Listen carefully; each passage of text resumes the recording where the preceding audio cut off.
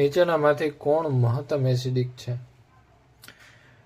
તો ચારે આપણે સ્ટ્રક્ચર જોવા જઈએ તો ચારેયમાં OH ગ્રુપ છે એ કોમન છે. ટૂંકમાં ફિનોલ ગ્રુપ આવેલું છે અને ફિનોલ ગ્રુપમાં જેમ ફિનોક્સાઇડ આયનની સ્થાયીતા વધુ OH, જેમ કે આપણે આ ફિનોલ છે એને કોઈ દ્રાવકમાં દ્રાવ્ય કરશું તો એમાંથી H+ દૂર થશે અને H+ દૂર થઈને આપણને O- ફિનોક્સાઇડ આયન મળશે. આ ફિનોક્સાઇડ આયનમાં O ઉપર માઇનસ ચાર્જ છે, એટલે કે ઓક્સિજન પાસે વધારાના 3 અબંધકારક ઇલેક્ટ્રોન યુગ્મ આવેલા છે અને આ માઇનસ ચાર્જને કોઈ સંતુલિત કરે એવું કોઈ ગ્રુપ બેન્ઝીન રિંગમાં જોડાયેલું હોય તો માઇનસ ચાર્જને સંતુલિત કરે એવું ગ્રુપ કયું?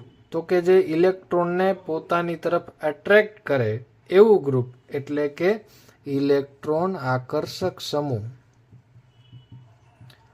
ઇલેક્ટ્રોન આકર્ષક સમૂહ જો ફિનોક્સાઇડ આયન સાથે જોડાયેલો હોય તો એની સ્થાયીતા વધી જાય છે અને જો ફિનોક્સાઇડ આયન સ્થાયી બની જાય તો ફરી પાછો જે છૂટો પડેલો H+ છે એ પાછો અહીંયા જોડાવા આવતો નથી અને એ H+ દ્રાવણમાં ને દ્રાવણમાં રહે છે એટલે દ્રાવણની એસિડિકતા વધે છે.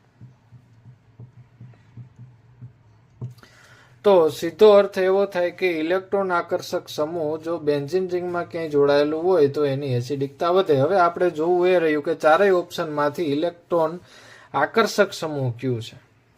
તો પહેલામાં તો ફિનોલ જ છે, બીજા કોઈ ગ્રુપ આવેલા નથી.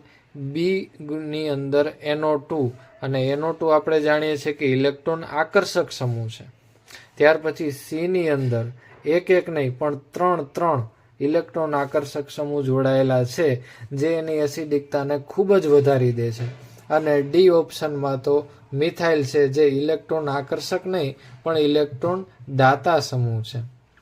તો ઇલેક્ટ્રોન આકર્ષક સમૂહ જેમાં સૌથી વધારે હોય એવું એક સી વિકલ્પ છે. તો સી છે એ મહત્તમ એસિડિક છે.